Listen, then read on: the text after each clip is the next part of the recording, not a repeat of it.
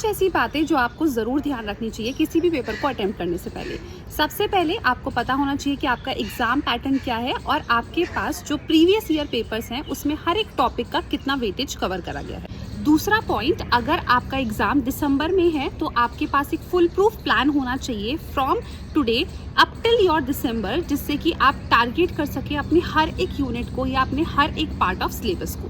तीसरी चीज़ आपको ध्यान रखनी है कि अगर आप कोई भी टॉपिक को पढ़ते हैं आपको हर तीसरे दिन उसका एक कंप्लीट रिवीजन करना है। इससे आपकी जो शॉर्ट टर्म मेमोरी है वो लॉन्ग टर्म मेमोरी में कन्वर्ट हो जाएगी और आपको उस टॉपिक में और भी ज़्यादा कॉन्फिडेंस आएगा।